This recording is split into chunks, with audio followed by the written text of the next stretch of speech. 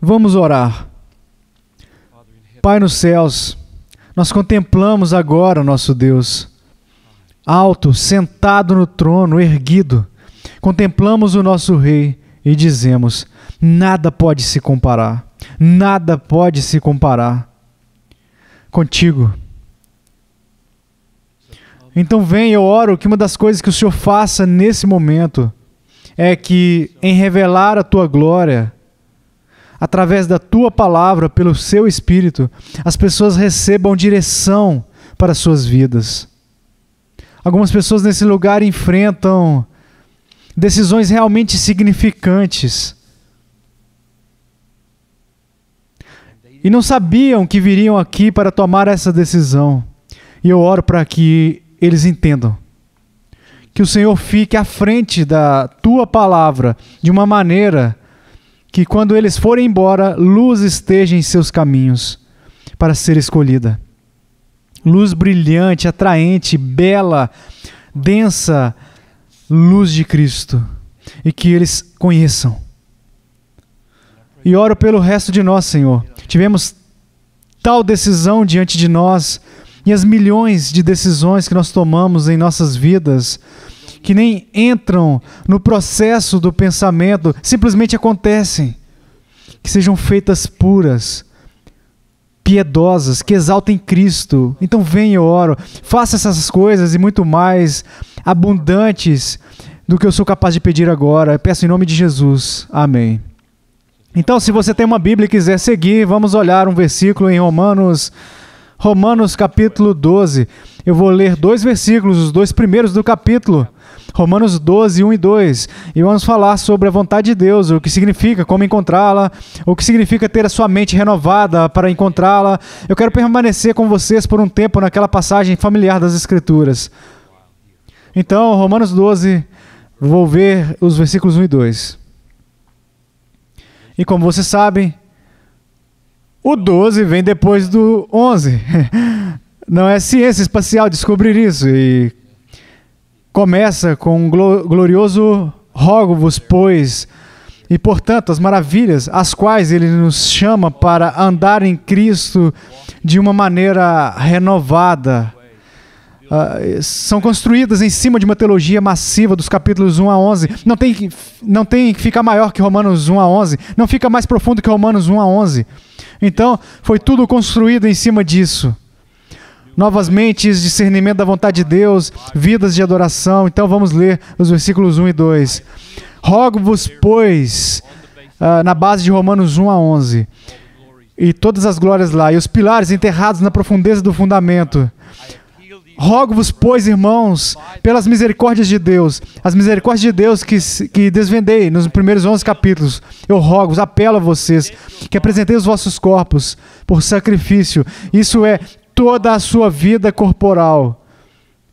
Seus corpos são o que vocês são no mundo. Todo lugar onde vão estão em seus corpos. Então, onde quer que vocês vão, o que quer que vocês façam, essa existência corporal, apresentem ela como um sacrifício vivo. Não morrerá, sobe no altar, mas não morre para poder viver. Apenas morre para poder viver de uma maneira diferente. Como um sacrifício vivo, santo e agradável a Deus. É possível, pecador cristão, viver de uma maneira agradável a Deus. Não exagerem a doutrina da justificação dos ímpios. É uma doutrina gloriosa. Não a faça cancelar as outras escrituras. Há pessoas fazendo isso hoje em dia. Estão pegando a doutrina da justificação dos ímpios, uma bela doutrina ensinada em Romanos, e extrapolando dela. Você não pode agradar a Deus. Você não pode ser aceitável a Deus dia a dia. Tudo que você pode fazer é confessar ser ímpio e se apoiar na retidão de Cristo. Isso é falso. Você é chamado, edificado em cima de justificação apenas por fé, aceitado simplesmente apenas na base da justificação de Cristo. Agora, para oferecer sacrifícios a Deus em seus corpos que o agradem, que Ele sorria sobre eles. Nessa tarde você pode fazer algo que agrade a Deus. Você pode fazer uma ligação que agrade a Deus. Você pode dizer palavras doces e amáveis à sua esposa que vai agradar a Deus. Apresentei os vossos corpos como sacrifício vivo, santo e agradável a Deus, que é o vosso culto racional.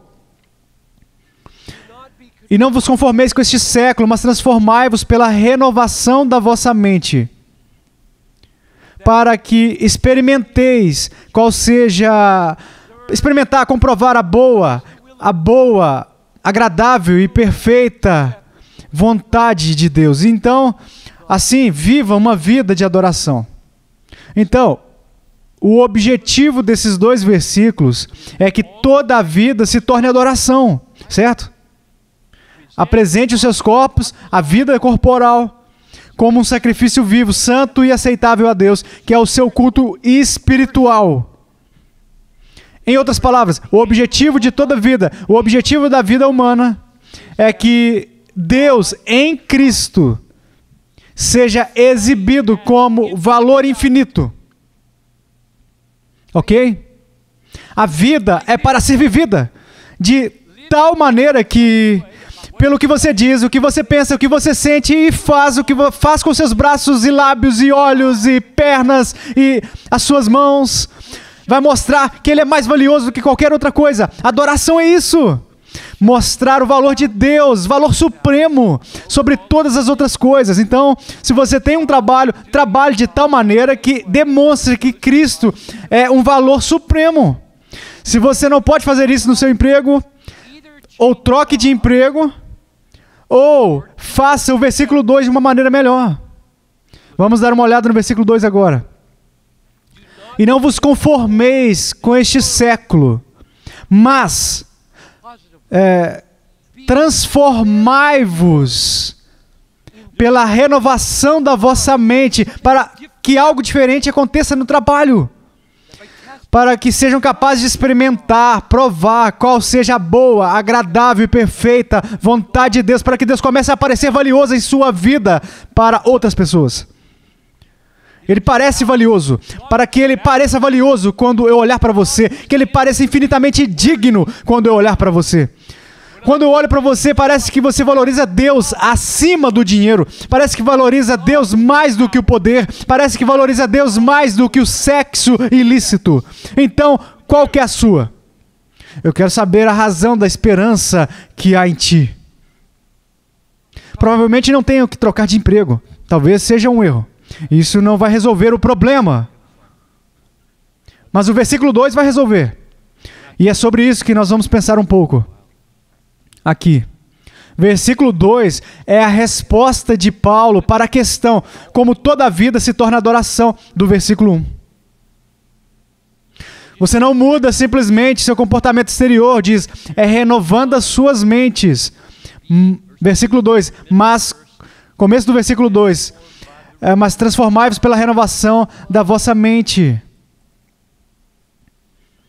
Eu preciso voltar um pouco e colocar a teologia de Paulo aqui. Então, sendo renovados, é entendido no contexto do que realmente aconteceu com vocês, cristãos. Se alguém está em Cristo, isso é 2 Coríntios 5,17. Nova criatura é. Ok? É uma afirmação sólida, como rocha sobre vocês. Se alguém está em Cristo, é uma nova criação, criatura. Então, o novo se renova. Ok? Verso 2 de Romanos 12 diz, renovem, transformem a mente de vocês. Então, você já é novo. Agora, se torne novo. Essa é a vida cristã, não é? Vocês que estão familiarizados com a maneira de Paulo falar, esse é o jeito que ele trata aqui. Por exemplo, 1 Coríntios 5,7. Lançai fora o velho fermento, para que sejais nova massa, como sois de fato sem fermento. Que maneira paradoxal de falar, ok? Você não tem fermento, tire o fermento. Paulo, se eu não tenho fermento, eu não tenho fermento para tirar. Sim, você tem, sem fermento. Você é perfeitamente sem fermento, então tire o fermento. Isso é a genialidade e o mistério da vida cristã. É assim que a justificação e a santificação funcionam, ok? Porque eu sou justificado e visto sem fermento em Cristo, tire o fermento agora. Se você não está tirando o fermento do pecado para fora da sua vida, provavelmente está dando testemunho de que não é justificado pela fé. Você está muito satisfeito com o seu pecado.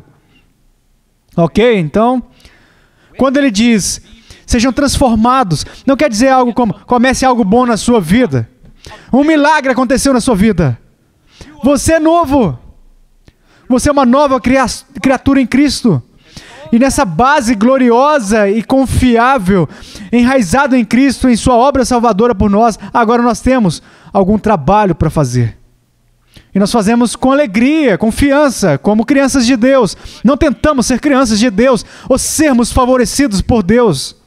Estamos no seu favor, sólido como rocha, através da fé em Cristo. Agora nós temos renovação a cumprir, porque essa cabeça velha do John Piper, com 69 anos, tem algumas renovações a serem feitas. Não é horrível? É horrível, mas é verdade.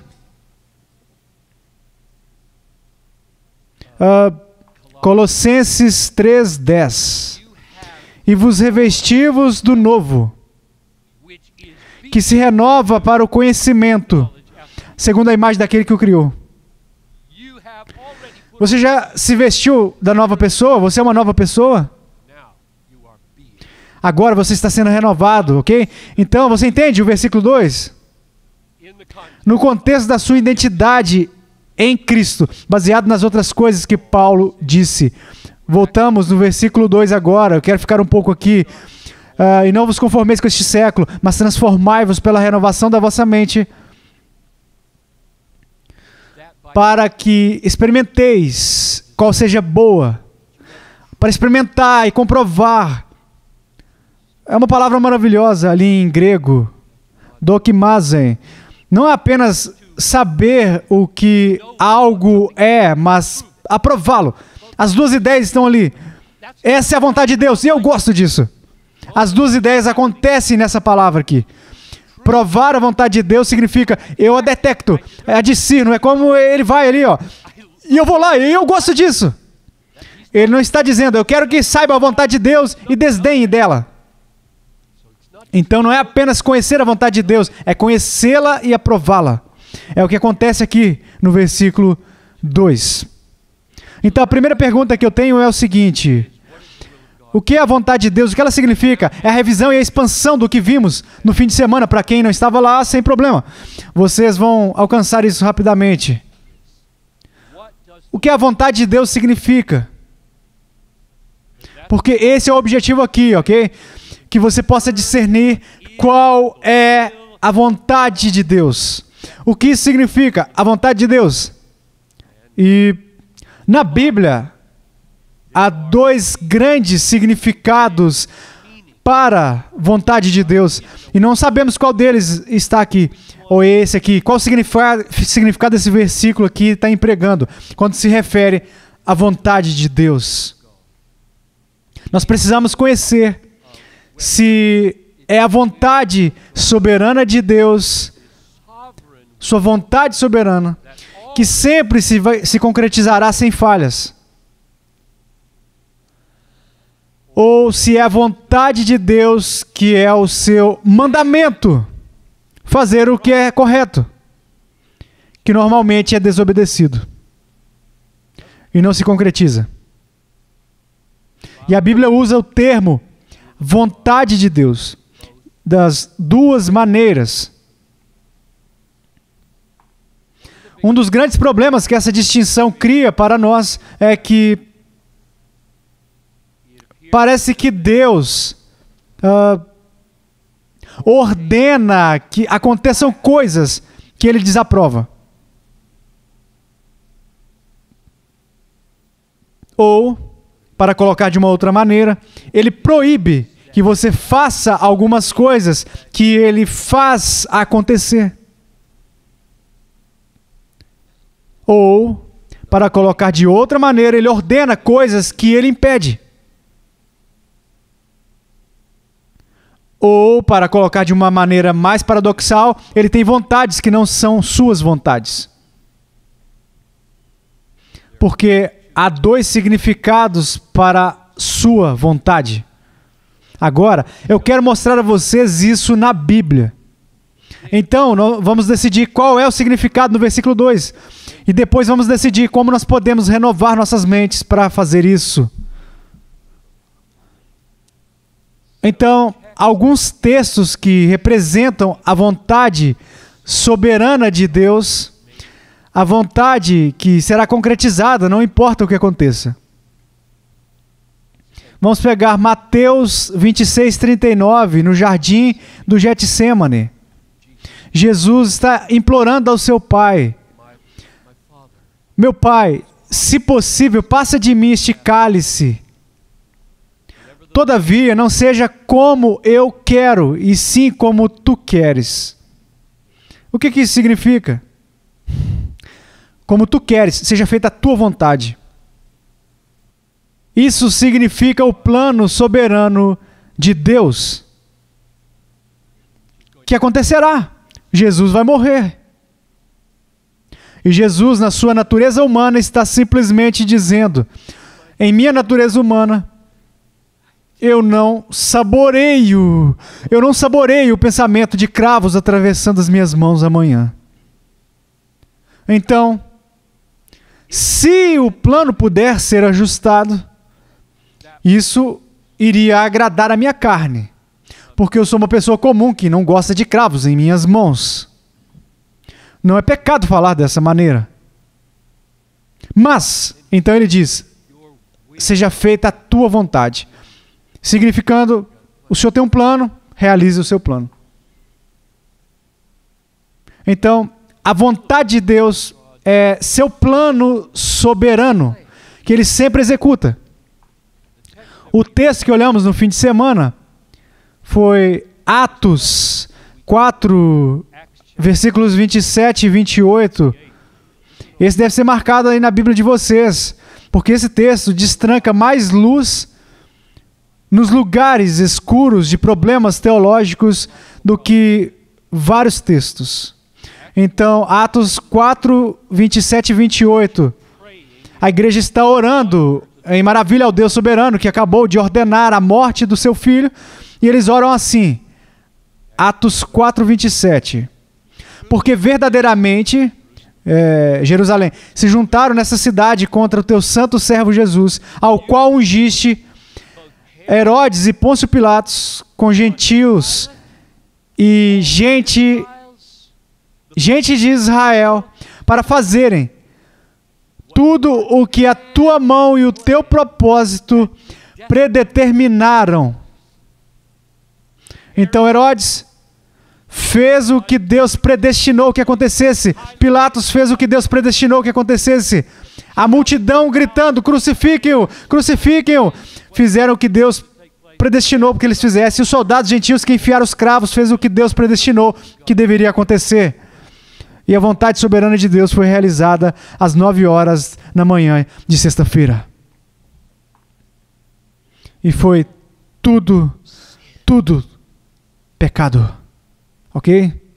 A conveniência de Pilatos, a blasfêmia de Herodes, os soldados apostando as suas vestes. O Senhor não é o Filho de Deus? O ódio das multidões agitadas pelos fariseus. Crucifiquem-o. Tudo é pecado. E ao mesmo tempo foi planejado por Deus. É por isso que eu disse, esse texto, versículos 27 e 28, são uma luz em uma mata de problemas teológicos. E você diz, está dizendo que a vontade soberana de Deus, que sempre se concretiza, inclui pecado? Sim! Se Deus não pudesse planejar o assassinato do seu filho, nós não poderíamos ser salvos. Senão é como se Jesus tivesse pulado na cruz e morrido, e Deus dissesse: não sabia que isso aconteceria, mas usarei isso. para salvar pessoas. Isso é heresia. Deus planejou tudo para vocês. E não poderia ter acontecido sem pecado. Você não mata o Filho de Deus sem pecado. Ok, então, quando digo que um dos significados da vontade de Deus é tudo o que acontece que Deus ordenou, preciso incluir tudo, todas as coisas. Outros exemplos, 1 Pedro 3,17 diz o seguinte: porque se for da vontade de Deus, é melhor que sofrais por praticardes o que é bom, do que praticando o mal. Agora pense a respeito disso. É 1 Pedro 3,17. É melhor você sofrer por fazer o bem. Então, quando você está no trabalho e algo está sendo discutido sobre uma política, e a política em sua mente é má e pecaminosa, envolverá você e outros em pecar. Você sabe que se disser algo estará encrencado, muito encrencado. Você pode perder o seu emprego. Você vai expor esse gerente como um cara mau. Ele está fazendo uma má escolha. E se você disser algo, ele vai ser exposto e vai te derrubar de qualquer maneira. Você escolhe fazer o bem. Você vai fazer o que é bom. Então você fala a verdade e você é demitido. Agora, coloque esse texto nessa situação. Porque se for da vontade de Deus, é melhor que sofrais por praticardes o que é bom, do que praticando o mal, se a vontade de Deus assim desejar. Então o que isso significa? Significa que quando você falou, o gerente que agora está encrencado por você ter exposto o mal que estava para acontecer, ele poderia ser impedido por Deus de demitir você. Ou ele pode olhar para isso e vai dizer: eu vou permitir demiti-lo. E ele te demite. Deus poderia ter impedido e você não poderia, você perderia o seu emprego. E o texto diz que é melhor sofrer por fazer o bem, se essa for a vontade de Deus. Agora, se ele te demite, ele fez o bem? Não, ele pecou. E essa foi a vontade de Deus, que ele pecasse. Agora você precisa ter uma categoria aqui, a não ser que ache que eu estou dizendo: ah, Deus é um pecador. Vocês precisam ter uma categoria da Bíblia que diz: Deus pode ordenar que pecado aconteça sem que ele mesmo peque. Deus não é pecador, Deus não é mau, Deus é santo, justo, verdadeiro e bom. E na maneira que ele governa o mundo, esse texto diz: se é vontade de Deus que você sofra por fazer o bem, sempre vai envolver alguém pecando contra você.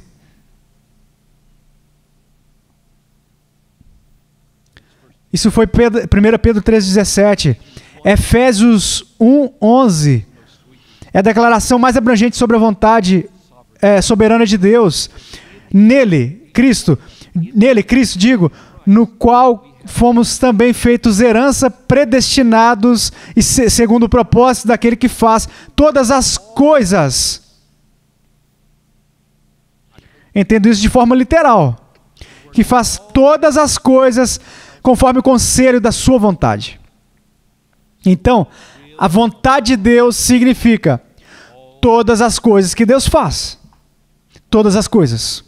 Ele faz todas as coisas segundo o conselho de sua vontade. E vocês conhecem a Bíblia de vocês, conhecem textos como esse. Isso se estende aos detalhes de toda a existência.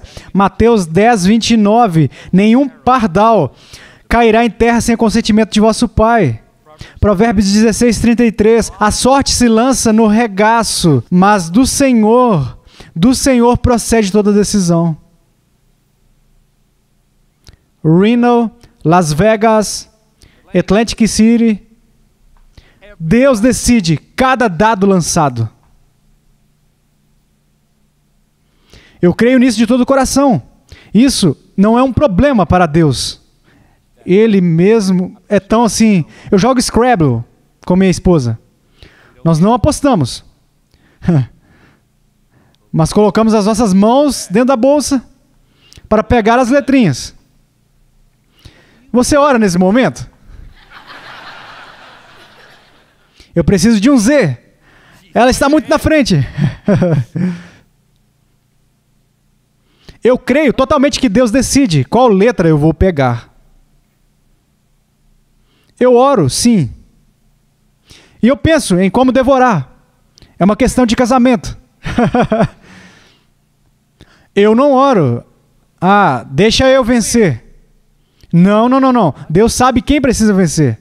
A minha esposa joga Scrabble há 46 anos. Se verificassem aí todos os jogos, provavelmente estaríamos empatados. É surpreendente, surpreendente.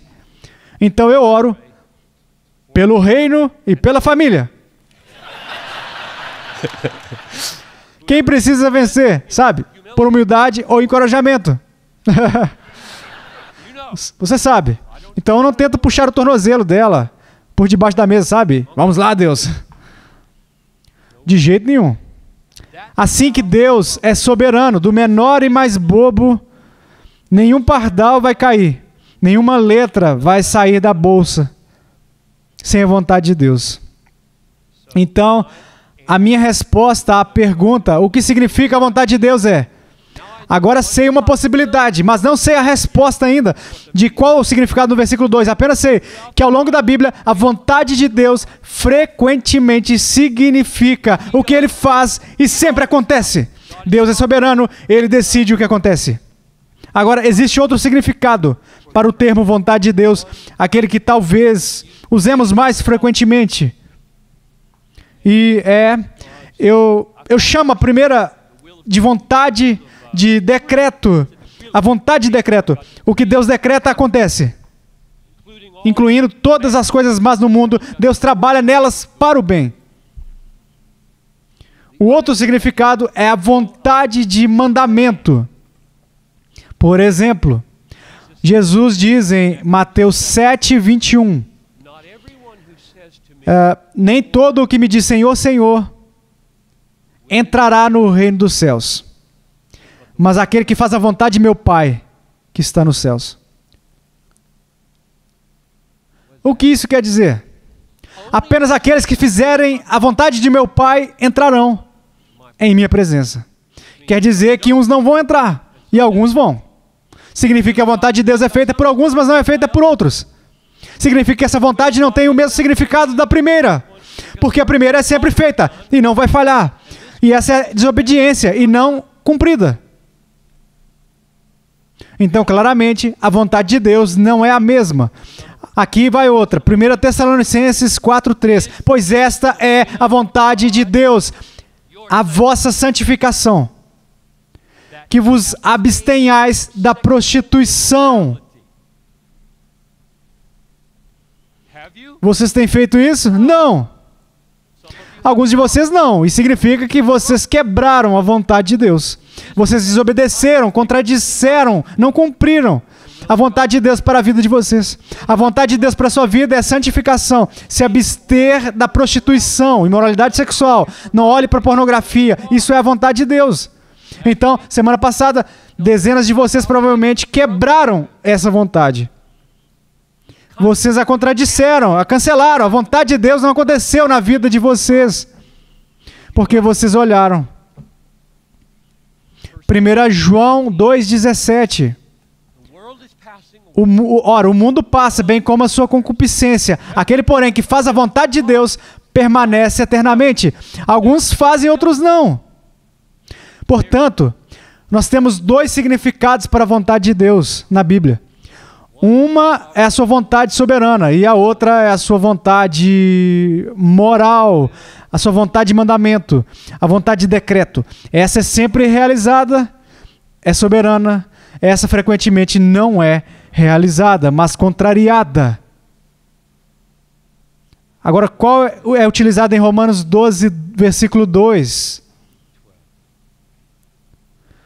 E antes de mostrar a vocês a resposta que eu acredito ser a correta, Deixa eu comentar em quão precioso é ter essas duas opções. Você pode pensar que é interessante ou não. É mais do que interessante, é precioso. Deixa eu tentar explicar o porquê. Aquelas duas realidades que estão na Bíblia. Deus tem uma vontade de mandamento, não matarás. E uma vontade soberana, eu ordeno que o meu filho seja morto. Eu ordeno o que proíbo. Essas duas coisas estão na Bíblia. Correspondem às saudades e necessidades profundas que você tem em momentos de crises e perdas. Você pode não ter pensado nisso, mas já experimentou. Já. Suponha que você foi abusado quando era criança e fez nascer frutos tristes por muitos anos. Algum tio te abusou sexualmente, ou um pai. E alguém está tentando ajudar, te aconselhar.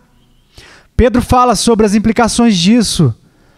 E alguém vai te perguntar, você acha que aquilo foi vontade de Deus?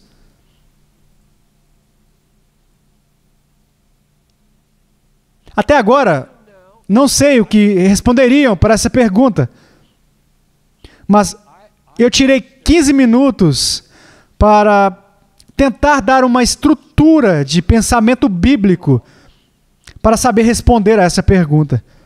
De uma maneira que não apenas vai corresponder à realidade, uma verdade bíblica, mas com profundas necessidades da sua alma. A primeira necessidade que você tem, e não sei qual vem primeira para você, pode ser diferente, mas há duas necessidades. Uma é, eu preciso crer que Deus odeia o que aconteceu naquele instante. E quando ele estava olhando para o abusador, ele estava dizendo, não faça isso! Isso é contrário à minha vontade. Eu ordeno que você não faça isso. Ele odeia o que vê. Ele aprovará o julgamento. Você precisa crer que Deus está lá, desaprovando. Em segundo, você precisa crer que Deus é soberano. Tão soberano, naquele momento que Ele pode transformar todas as coisas para a sua glória e bondade eterna. E se você tentar resolver o problema da soberania de Deus no momento de crise e empurrá-lo tão longe daquele momento de casualidade, tão longe para as beiradas, sabe o que acontecerá? Você será deixado sem Deus para ajudá-lo a lidar com isso e transformar em bem. Ele será inútil. Você acabou de expulsá-lo. Você não pode ter nada a ver com aquilo. Sua vontade não pode estar envolvida nisso. O seu governo sobre o universo não pode abranger isso. Não posso ter um Deus que, de alguma maneira, ordenaria que isso acontecesse. E você o empurrou tão para a beirada do universo. Agora, em sua dor, você vai chorar o resto da sua vida para Deus fazer um milagre. E você afastou ele. Se ele não pode governar esse momento, ele não pode governar o resto da sua vida e fazer os milagres que você precisa que ele faça. Então você precisa de duas coisas. Você precisa de um Deus que desaprova toda essa horrorosidade, e você precisa de um Deus que ordena que tudo aconteça, e tão soberano que pode pegar todas as coisas, incluindo isso, e trabalhar para cooperar para o bem. Então, se tentar dizer que não há sentido em Deus ter aquela vontade, você perde Deus para o resto da sua vida. Então, acho que essas duas verdades correspondem a uma boa e profunda necessidade que todos nós temos. Às vezes você não foi abusado, mas foi a perda de um amado. Talvez doença entrando na sua vida. Pode ser algum conflito doloroso em relacionamentos como casamento, filhos ou amigos. Todos estão em alguma situação e vocês precisam de duas coisas. Um Deus que pode empatizar com você como um sumo sacerdote e odiar o pecado. A definição de pecado é Deus o odeia. Ele diz, não faça isso, eu proíbo. E precisa de um Deus totalmente soberano e governante de todas as coisas, para que mesmo o pecado cometido contra ti seja envolvido no seu propósito para você, e você pode brilhar como o sol um dia, mesmo com aquela perda que veio. Ambas são necessidades que Deus atende, sendo esse tipo de Deus. Então agora estamos no versículo 2. Perguntamos, qual delas? Vamos ler de novo o versículo 2. E não vos conformeis com este século, mas transformai-vos pela renovação da vossa mente, para que experimenteis qual seja a boa, agradável e perfeita vontade de Deus. Ele quer que você conheça qual é a vontade de Deus. Qual que é? A minha resposta é a vontade de mandamento. Não a vontade soberana de Deus. Ele não está dizendo, renove a sua mente para você discernir o que vai acontecer amanhã. Ele está dizendo, renove a sua mente para você discernir o que deveria acontecer amanhã através da sua vida. Alguma diferença? Ele está nos dizendo para olharmos para a vontade de mandamento. Deus faz... Eu tenho dois motivos para pensar assim. Número 1, na Bíblia, Deus não se dobra para levar você a um aumento de percepção da sua vontade secreta para amanhã. Ele não quer que você saiba o que vai acontecer amanhã. O que você precisa para discernir o que vai acontecer amanhã não é uma mente renovada, mas uma bola de cristal. Não há virtude em saber o amanhã em uma bola de cristal. Bruxas fazem isso. Satanás faz isso. Ele não está ansioso para torná-lo um Satanás que pode prever o futuro. Essa não é a questão aqui do versículo 2. Espero que estejamos na mesma linguagem. O objetivo do versículo 2 não é conseguir um dom efetivo de adivinhação. Um dom efetivo de predição. Para você prever que amanhã vai ocorrer um acidente de carro, ou que amanhã você vai perder seu emprego, ou amanhã... Ele não está nem aí se você sabe dessas coisas. Não tem nada com quão bom você é, quão belo você é, quão renovado está sua mente. Tudo que você precisa é uma bola de cristal e um acordo com o diabo para fazer tudo isso. Ele quer a sua mente renovada, não para saber a vontade soberana de Deus amanhã, mas a sua vontade moral. O que Deus quer que eu faça, o que Ele me manda fazer. É disso que Ele está atrás. Agora, há 3 estágios agora aqui, ó, para o desdobrar da vontade moral e de mandamento. Vontade moral de Deus, a vontade de mandamento. Quando você discerne, vem em 3 estágios. Deixa eu expor rapidamente aqui, para vocês verem como suas obediências ao versículo 2 pode parecer. Estágio número 1. A vontade de mandamento é revelada na Bíblia decisivamente, autoritariamente, infalivelmente. Se quiser discernir qual a vontade de Deus, você começa aqui. É um livro bem grosso. Essa versão tem 1.100 páginas. E página após página após página está nos ajudando a discernir a vontade moral de Deus. O que Ele aprova, no que Ele se regozija, o que é bom, aceitável, perfeito aos seus olhos para você cumprir. Então comece aqui. De fato dizem Em 2 Timóteo 3,16, toda a escritura é inspirada por Deus e útil para o ensino, para a repreensão, para a correção e para a instrução na justiça, para que o homem de Deus seja apto e plenamente pronto para toda boa obra. Toda? Sim, toda. Em outras palavras, não há boa obra que você precise de outro livro, além da Bíblia, para você conhecer. A Bíblia é suficiente para te ajudar a discernir toda boa obra. Por isso eu digo, o lugar é aqui, ó. Esse aqui é o lugar. Não sei o que era aquilo ali. Neve caindo da minha Bíblia. Então, comece ali e peça ao Senhor por uma mente renovada. Isso é, uma mente que ao ler a Bíblia pode entender o que significa. Esse é o passo número 1. Número 2. Vocês vão precisar escolher muitas coisas que não são descritas na Bíblia sobre como proceder. Deixa eu ser mais claro. Vocês precisam escolher fazer muitas coisas as quais a Bíblia não dá instruções explícitas.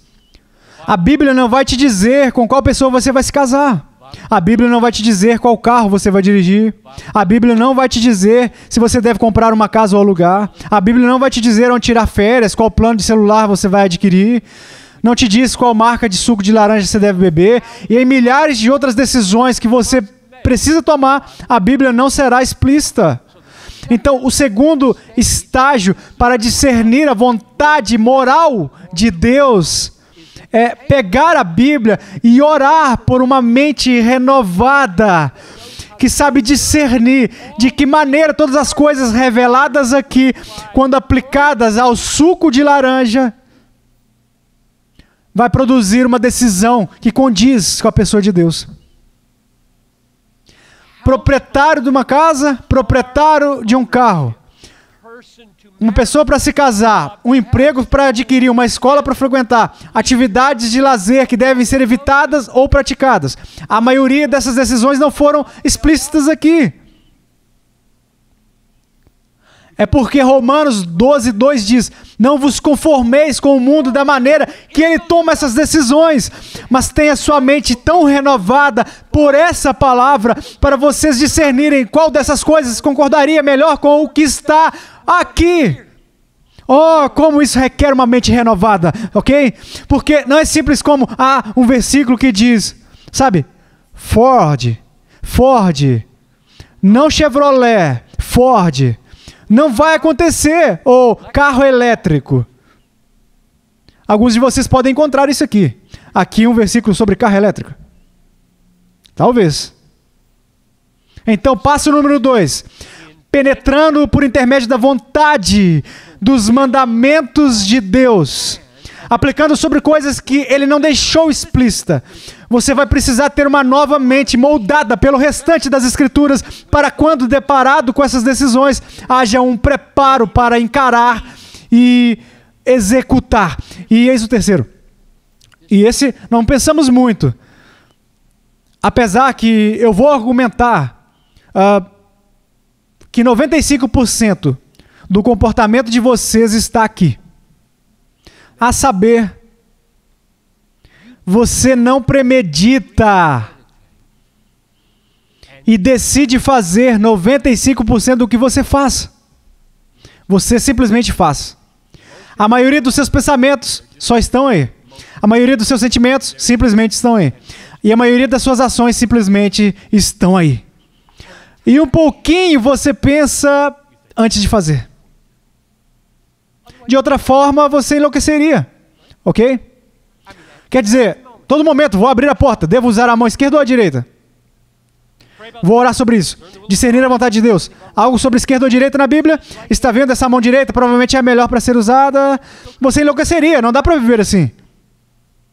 Isso eu estou apenas supondo, 95% da sua vida.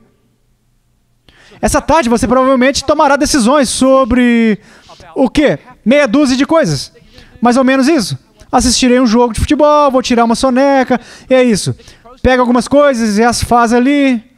o resto da sua vida e você tem centenas e centenas de ações antes de ir para a cama hoje, à noite. Elas simplesmente vão fluir de você. Vão fluir de você, como Jesus disse. Pois a boca fala do que está cheio o coração. E vocês vão dar conta de cada palavra frívola. E vocês não planejaram 95% delas. Agora, qual a implicação disso? A maioria dos meus gestos, das minhas expressões faciais, das atitudes em relação aos outros, a maioria das coisas saindo da minha boca, das coisas que faço durante o dia, nem estou pensando, eu simplesmente faço. Qual a implicação disso para provar a vontade de Deus nesses casos? Se você pensa, mas Deus não tem vontade sobre o que fazemos espontaneamente. Só tem vontade sobre o que fazemos decisivamente. Isso é ridículo. Deus diz, não seja orgulhoso, não seja irado, não regozije. Quer dizer, regozije. Desculpa. Nada disso, ele diz, não seja ansioso. Você vai sair essa tarde e dizer, eis uma ocasião que posso ser ansioso ou não. Eis um par de razões porque eu não deveria ser. Eis um par de razões porque eu deveria ser. Acho que eu ficarei ansioso. Acho que eu vou ficar ansioso aqui. Você simplesmente é ansioso e não deveria ser. Você entende as implicações de tudo isso? Somos ditos para fazer coisas por toda a Bíblia que faremos ou não espontaneamente. Então, qual a implicação? A implicação é o versículo 2. Não se conforme, mas renove na sua mente. Você precisa ser uma nova pessoa, não pode apenas fazer novas decisões, porque 95% do que você faz é espontâneo. E se não for uma nova pessoa, então, da boca para fora, o coração vai falar coisas erradas. E você fica triste com isso. Nós precisamos mudar. Então vamos finalizar perguntando se aqueles 3 passos, Bíblia, aplicação da Bíblia conscientemente, então, uma mente transformada que faz 95% da vida de maneira inconsciente, ou seja, espontaneamente. De que maneira você se torna novo? Isso é o resto da sua vida. Mas aqui alguns pontos e nós vamos terminar. Número 1, Efésios 4:23 diz: e vos renoveis no espírito de vosso entendimento. Não apenas na sua mente, mas no espírito da mente. E esse é um trabalho do Espírito Santo. E ele está agindo em nós. É um verbo passivo, ok? Vos renoveis no espírito da vossa mente. A mente não tem apenas pensamentos. Há um espírito da mente. Um espírito que ama ou odeia o que a vontade de Deus parece ser no conhecimento da mente. Então precisamos ser renovados, não apenas ter novos pensamentos, mas nos sentirmos diferentes a respeito dos nossos pensamentos. Tito 3:5. Ele nos salvou mediante o lavar regenerador e renovador do Espírito Santo. Então a segunda coisa a dizer é, não apenas precisamos de um novo espírito na mente, mas é o Espírito Santo que faz isso. E, portanto, número 3, nós deveríamos clamar a Deus pelo Espírito Santo. Davi fez isso no Salmo 51:10. Cria em mim, ó Deus, um coração puro e renova dentro de mim um espírito inabalável. Deus, venha ao Senhor, venha ao Senhor. Eu preciso ser renovado. Então me faça novo. Então a oração é a atividade penetrante da vida cristã. E qual o pai de entre vós que, se o filho lhe pedir pão, lhe dará uma pedra? Ou também, se lhe pedir peixe, lhe dará por peixe uma serpente? Ou também, se lhe pedir um ovo, lhe dará um escorpião? Pois se vós, sendo maus, sabeis dar boas dádivas aos vossos filhos, quanto mais dará o Pai Celestial, o Espírito Santo, àqueles que lhe pedirem. Essa é a versão do Evangelho de Lucas 11:13. Ele vai dar o Espírito Santo aos que lhe pedirem. Ele não quer dizer apenas a primeira vez, mas repetidas vezes. Nós todos precisamos do Espírito Santo. John Piper precisa do Espírito Santo para fazer o quê? Amar, regozijar, pacificar, ser paciente. Pense naqueles 9 frutos. Todos aqueles 9 frutos são o tipo de coisa que me fazem espontaneamente melhor. Ok? Paciência. Ok? Se sou uma pessoa profundamente paciente, porque o Espírito Santo está trabalhando em mim, e você diz algo que me irrita, eu espontaneamente responderei de forma gentil do que se fosse uma pessoa impaciente. Então, pelo que orar? Por novidade. Novidade. Eu preciso do Espírito Santo. Eu preciso ser mais amoroso, mais alegre, mais paciente, mais bom, mais autocontrolado, com domínio próprio. Trabalhe em mim, Espírito Santo. Assume e me faça novo.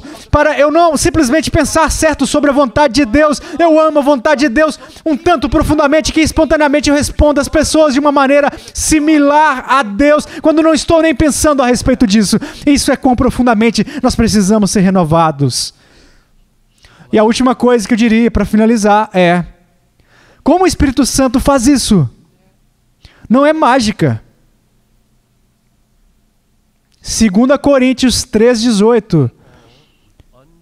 E todos nós, com o rosto desvendado, contemplando como por espelho a glória do Senhor, somos transformados. Você poderia traduzir isso ou parafrasear como ser renovado. Façamos isso. E todos nós com o rosto desvendado, contemplando por espelho a glória do Senhor. Isso acontece aqui, especialmente no Evangelho. E todos nós, com o rosto desvendado, contemplando como por espelho a glória do Senhor, a beleza, o esplendor do Senhor, somos renovados, estamos sendo renovados de glória em glória.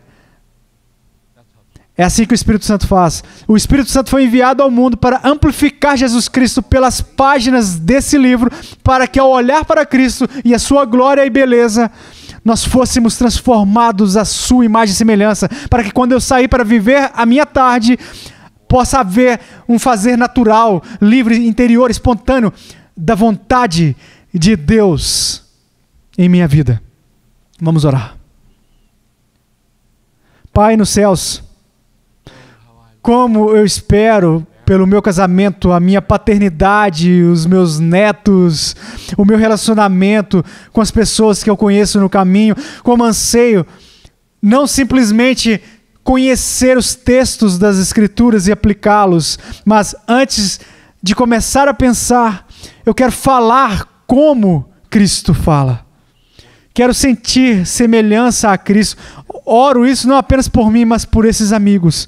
Tenho certeza que eles pensam da mesma maneira. Eles gostariam que as suas reações, como um padrão, antes de qualquer premeditação, fossem santas. Queremos ser mudados tão profundamente assim, então pedimos para derramar o Teu Espírito Santo sobre nós. Vocês não querem ficar de pé para uma bênção final? E eu vou dispensar vocês. Que o Senhor os abençoe e os guarde. Que o Senhor faça sua face brilhar sobre vocês e seja gracioso. Que o Senhor levante os seus continentes sobre vocês e os conceda paz. Todos podem dizer amém. Obrigado.